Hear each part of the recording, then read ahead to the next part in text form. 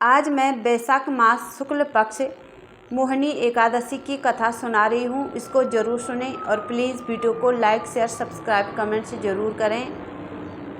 पौराणिक कथाओं के अनुसार एक दिन धर्मराज युधिष्ठिर ने भगवान श्री कृष्ण से पूछा कि हे केशव, वैशाख शुक्ल एकादशी को किस नाम से जानते हैं और इसकी कथा क्या है?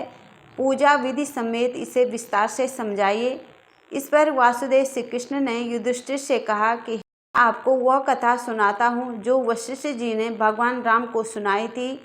श्री कृष्ण ने बताया कि रामचंद्र जी ने ऋषि वशिष्ठ से पूछा कि हे गुरुदेव, कोई ऐसा व्रत बताइए जिससे समस्त दुखों का और पापों का नाश होता है।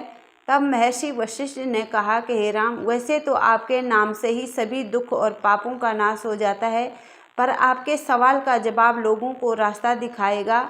महर्षि वशिष्ठ ने कहा कि वैशाख शुक्ल पक्ष की एकादशी, जिसे मोहिनी एकादशी कहते हैं, उसका व्रत सभी दुखों और पापों का नाश करने वाला है। इसकी कथा इस प्रकार है। सरस्वती नदी के तट पर भद्रावती नाम का नगर था।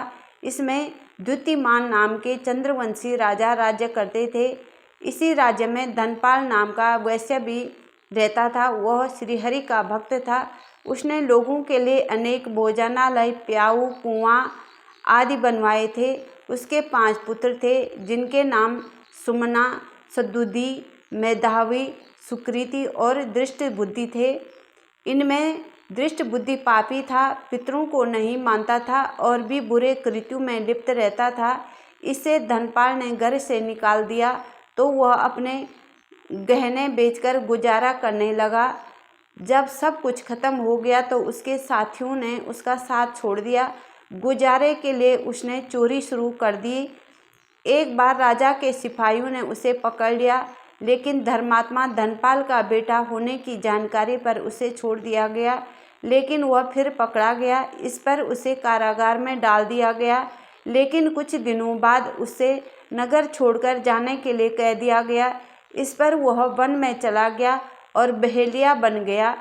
एक दिन भूखे प्यासे घूमते घूमते वह कृषि कौंडिन्य के आश्रम पहुंच गया। इस समय वैशाख मास चल रहा था।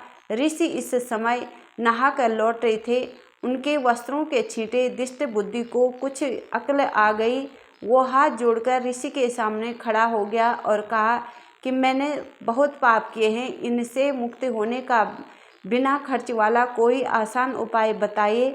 इस पर ऋषि ने उसे मोहिनी एकादशी व्रत करने के लिए कहा। उन्होंने उसे व्रत की विधि भी बताई। इस पर दिष्ट बुद्धि ने इसी समय व्रत किया। इस व्रत के प्रभाव से उसके सभी पाप नष्ट हो गए और मृत्यु के बाद गरुड़ पर बैठकर विष्णु लोक को गया। इस व्रत को रखने से मोह भी खत्म होते हैं। इससे श्रेष्ठ कोई व्रत नहीं है। इसकी कथा को कहने और सुनने से 1000 गोदान के बराबर पुण्य फल की प्राप्ति होती है।